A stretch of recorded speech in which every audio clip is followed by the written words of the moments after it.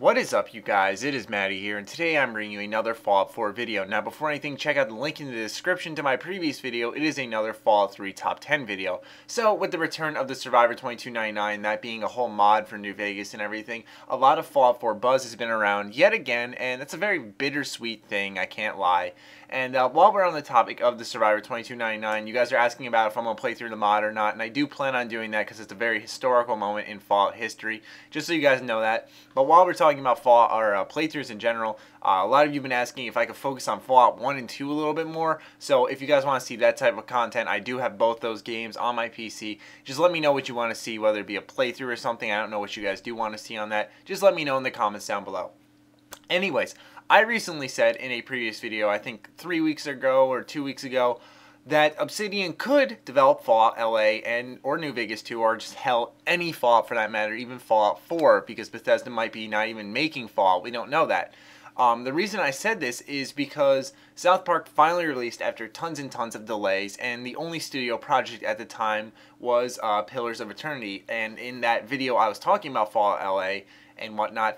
This is a game I highly underestimated. I thought it was just, you know, a whatever title that they were working on, but this game generated $4 million on Kickstarter, which is awesome, and it's really catching my interest. The game's alongside its immense success on Kickstarter, it is now being published by Paradox Interactive. They have just signed to publish this game. Paradox Interactive is a company with quite a number of games under their belt. On screen, as you can see here, there's a sample of just 5 pages of games they have on their website that they have been associated with, which is a lot. Some of these games, I have no idea what they are. I've heard of them. I don't want to sound rude, but yeah. Anyways, apparently Pillars of Eternity is supposed to be a successor to games like Baldurs Gate, which I absolutely loved. Baldurs Gate Dark Alliance was incredibly awesome, and now that game really has my attention. Anyways, it turns out my speculation and ideas were unfortunately not the case in this regard about Fallout LA or New Vegas 2. Obsidian's second project, which was just announced at this year's GDC, or Game Developers Conference, was Armored Warfare, which is supposed to be a competitor for World of Tanks. It is going to be a tank MMORPG, and I roll my eyes as I say that. There's a trailer. If you want to go ahead and look it up, just type in Armored Warfare trailer. You'll find it, and I'm not too impressed. It's running on CryEngine, so it looks pretty good for an MMORPG, but that's really all I got to say about that.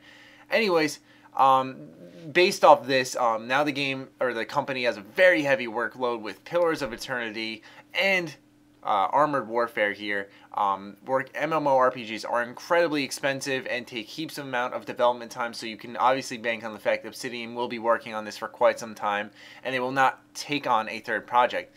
Taking an even deeper look at the situation and checking out Obsidian's job listings, as you can see on screen here, they are mainly MMORPG based, so they are currently hiring for a Armored Warfare game, as you can tell.